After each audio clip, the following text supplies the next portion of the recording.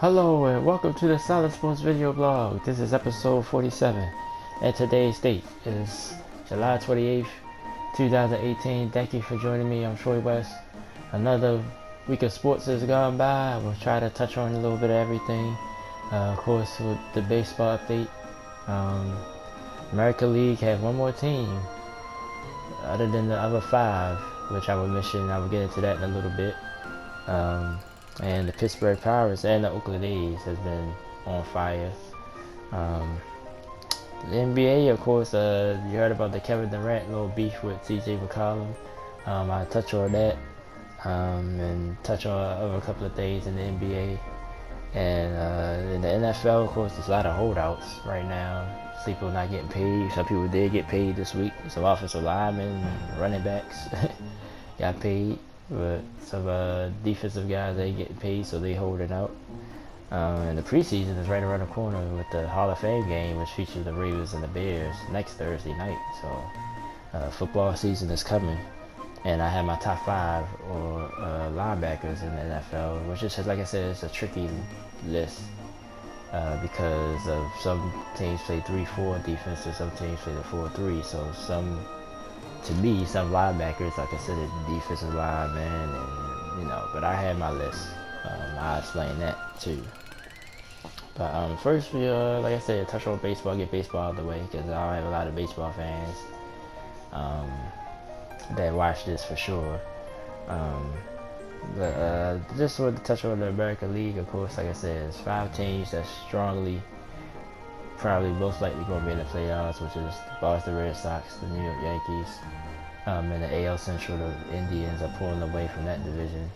And then the West is the Houston Astros, of course, but there's actually 3 teams in the West now competing for a playoff spot. The Seattle Mariners still holding on strong, and the Oakland A's, which I just mentioned, right now they're currently on a winning streak of about 6-7 games, but they've been winning. They right there for a wild card spot as well. Surprisingly and quietly, I can't barely name any Oakland A's. Only Chris Davis is the only Oakland A that I know, and I only know him because he's one of the league leaders in home runs.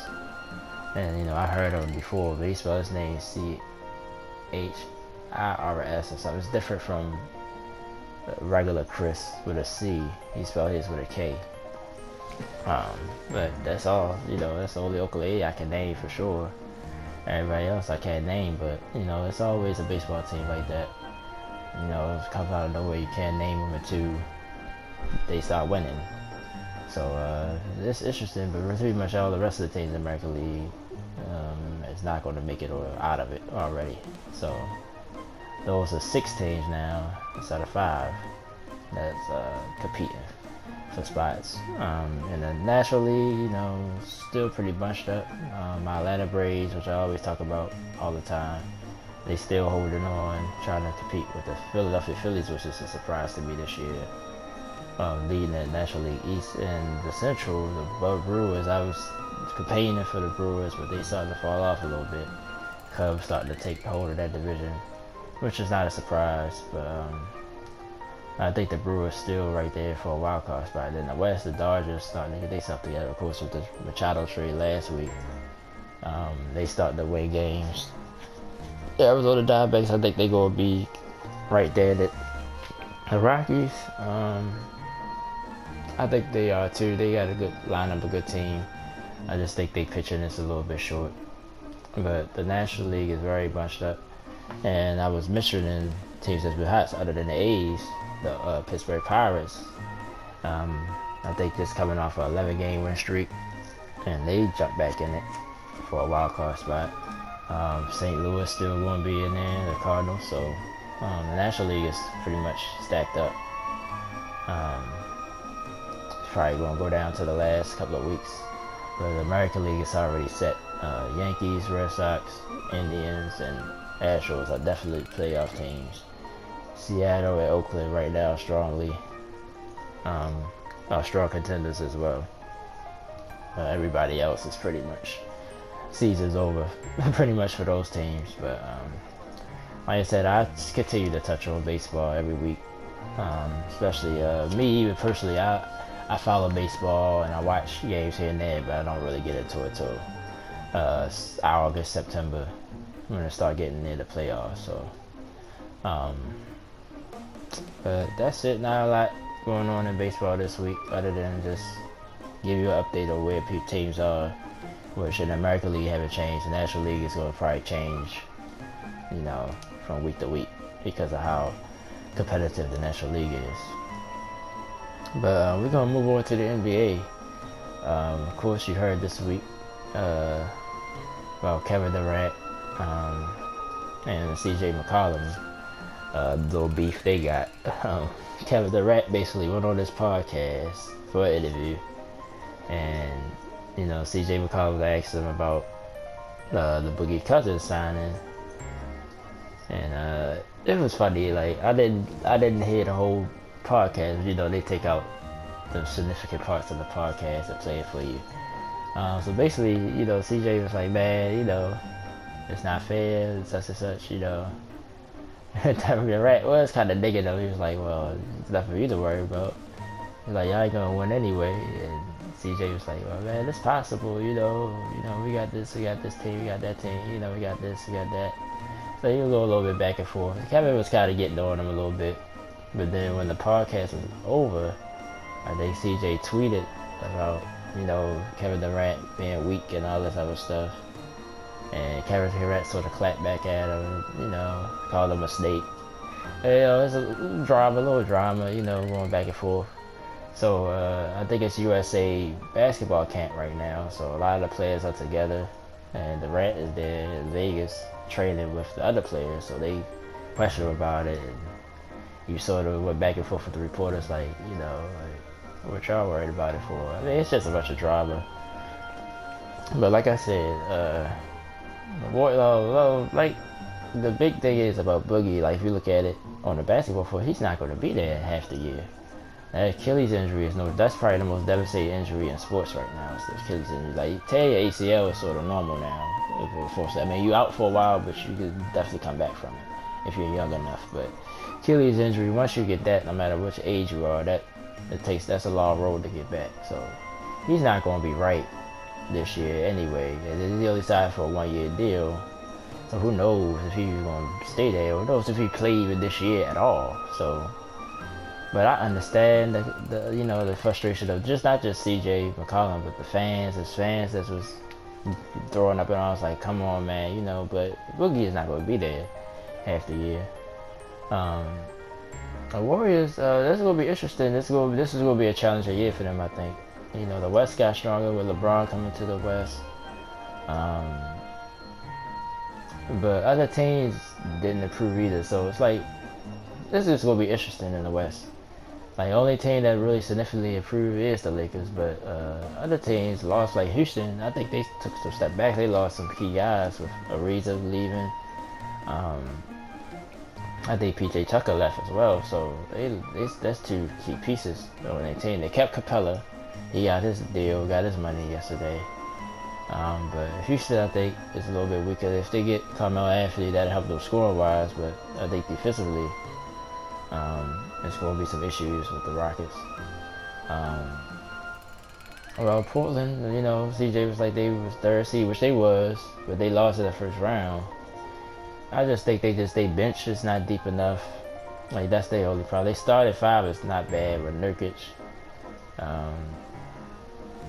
and McCollum, and of course Damian Lillard, who he's talking about leaving already. So I think they're just not deep enough.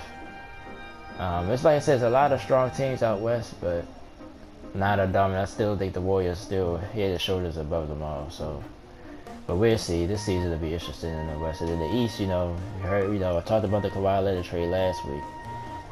Will he be committed to play? That'll be the only issue. So Toronto will be a formidable team and different this year. I think about them differently than I have in years past. But to me, it's all about Boston. And they even talked about this week on different shows and sports shows and stuff. Like, can they match? Because there's a lot of now, you know, last year with Kyrie going down, Gordon Hayward going down, they'll be back this year. Is it going to be enough basketball to go around for scoring with Tatum and Jaylen Brown Terry Rozier got his shine on. You know, they're a deep team though. If everybody buy in, they'll easily be the best team in the East. But that's something to think about. Can all those players mesh together? You know, I mean, but Brad Stevens is a good coach. There's no denying that. I think he can manage them. But it's something to think about. But that'd be the only. I think the only way they lose is if they beat themselves, basically.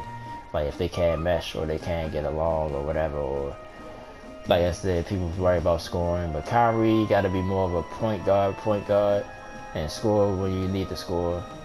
If that happens, then Boston is clearly the best team in the East.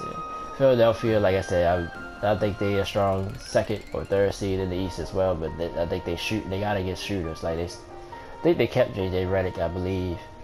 But other than him, you don't have no consistent shooter around Embiid and Simmons. You know, Simmons is strong around the basket, but his jump shot ain't ready yet. And Embiid, I like Embiid in the well, they say his post game has to improve, which probably it does. And if that dude, you know, you got somebody strong inside, he can shoot the basketball from outside as well. So the only thing I worry about Philly is they shooting. But like I said, we'll see. This season is gonna be very, very interesting. Say like something every year happens in the NBA that makes you so pumped about it. But we still got a few months away for all that.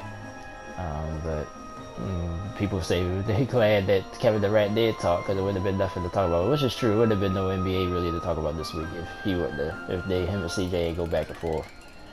So, but like I said, it is what it is. You know, I grew up watching the '90s basketball, old school basketball, when players I don't want to say hated each other, but they wanted to compete against each other for the most part. They didn't join each other like they do now. But it is what it is now. So I just want to see some good basketball. That's all I root for. Just give me some good basketball. Give me some somewhat parity, even though it's really not. But it's never been parity in the NBA. If you really think about it, if you go back years, you pretty much knew who was going to be in the finals. You know, who was going to be the top team in the finals, going back to probably ever. Like in the 80s, it was always Boston and LA for pretty much the whole 80s. It was those two teams. And some teams sneaked in there here and there. Houston in the 80s, even in the 90s, Houston, you know, 1 or 2 to stop Chicago's run because Jordan left. You know, you'll get a team here and there sneak in there, but it's rare. If you got a good team, if they stay together, they'll win for years, just like the Warriors now, you know, and Cleveland did for years. You know, they had the two best teams, so they met. You know, so that's just how the NBA is. So it's nothing different. It's just made a different way, but it's the same pretty much. Let's move on to the NFL. Before I get to my top 5 linebacker list, a lot of NFL news, of course. Training camps open for a lot of teams over the last few weeks, really. Holdouts all over the league. The 2 main ones is Aaron Donald for the LA Rams, which I'm sort of puzzled by the Rams not paying him because they paid Gurley and Cooks on the offensive side of the ball. You know, they brought in a lot of guys for defense. Keith Talib,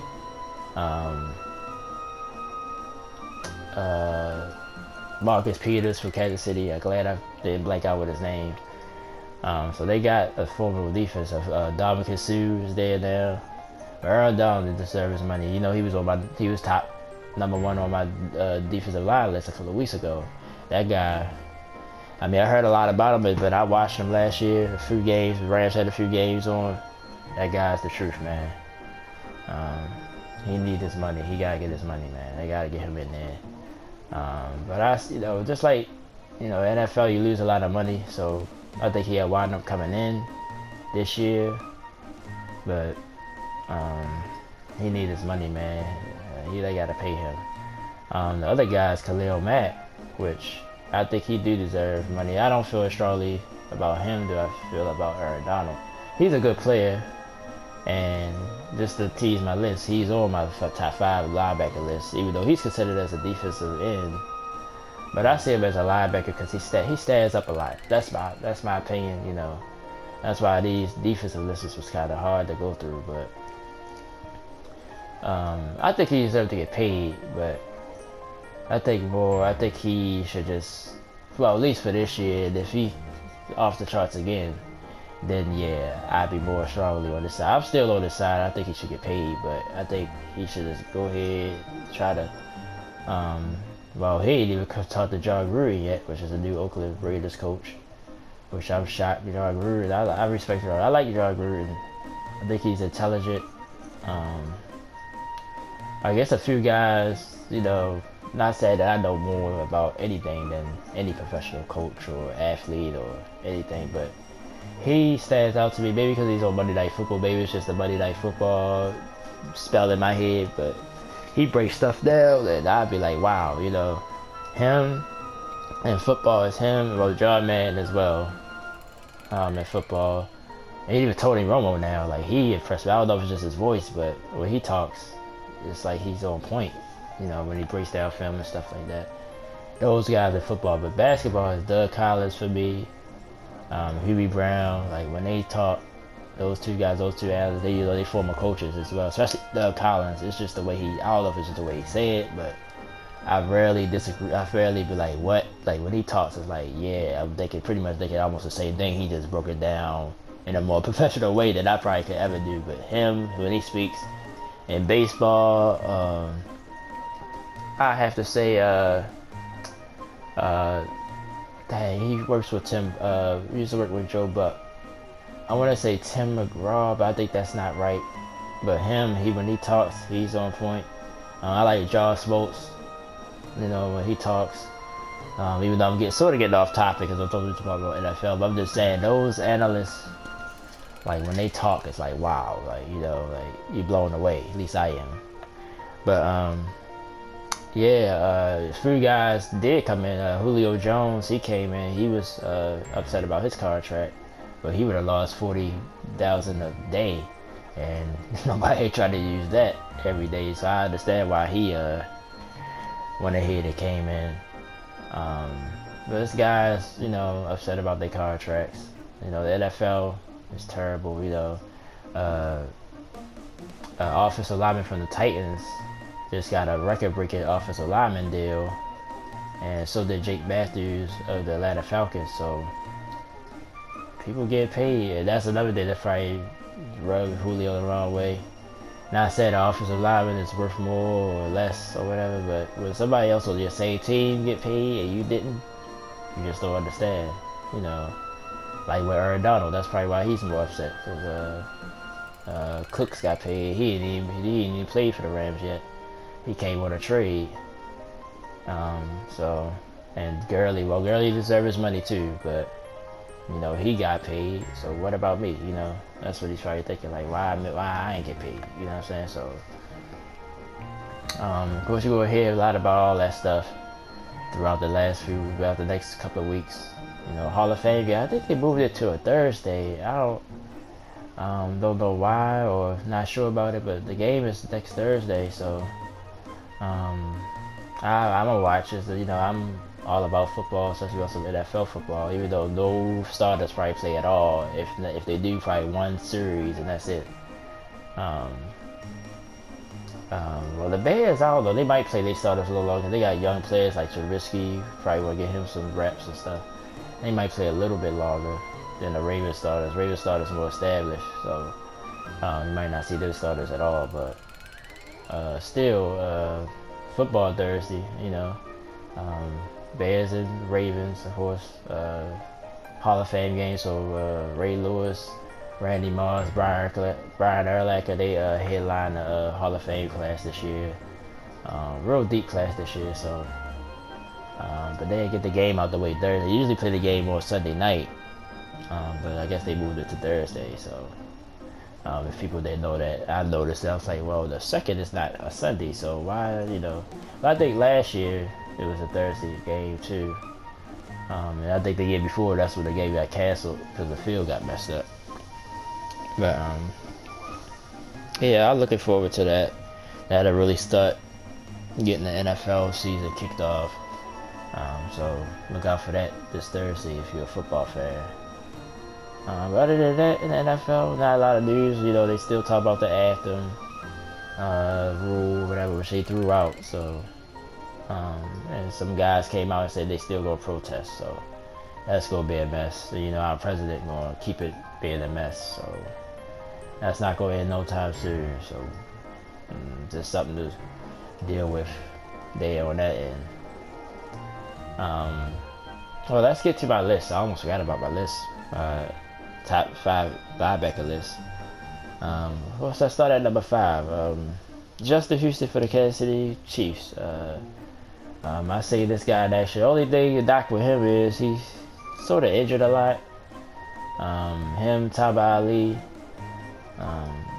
You know, they stay injured off and on. Like, it seems like they never be on the field together. Like, it don't seem, you know, don't seem like it to me. But this guy is the truth. You know, I seen him play a few times. He gets after the quarterback and do other things on the field. He's pretty much one of the leaders on the Chiefs defense. I'm trying about to say Royals. Guess I must be thinking about baseball, but yeah, I like him. He's number 5 on my list. Number 4, this might be somewhat biased, but at the same time, if you think about it, Terrell Suggs for the Baltimore Ravens, he's still productive, even though he's older. This is his 15th year in the NFL, which make me feel old, man. That's how when I was talking about Ray Lewis, he's going into the Hall of Fame. Like, I grew up watching Ray. Well, I was already a teenager when he really, you know, when they won the Super Bowl the first time in 2001, 2000. You know, the famous Raven defense, the Hall of Fame. Well, not Hall of Fame. Well, that's pretty much put him in the Hall of Fame, but the all-time defense that's talked about, will be talked about forever. But Terrell Suggs wasn't on that team yet. But he's been around. He's been consistent for his 15 years. Of course, I see a lot of Ravens games. Me being in Baltimore and me being a fan, he just always jump out off the screen at you. He make big plays when you need him most of the time. Getting up there in age, but he's still productive. He had to be on this list somehow. He's number 4 on my list. Number 3, Luke Kuechly of the Carolina Panthers. Same thing with Houston. He's sort of got concussion problems. He's hurt a lot. But when he's on the field, the Panthers are a way different defense when he's out there. Hopefully he's healthy and ready to go this year. But he's number 3 on my list.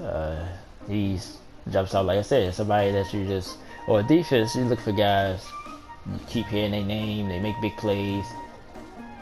He's one of them. He jumps out to the screen. So Luke Kuechly's number 3. Number 2 on my list, Khalil Mack. Like I said, they consider him as a defensive lineman. I don't. I see him as a linebacker. He stands up. So to me, if you stand up, you're a linebacker. So he's a linebacker on my list, and he's number 2. Like I said, he's having contract problems, so he's not a cat.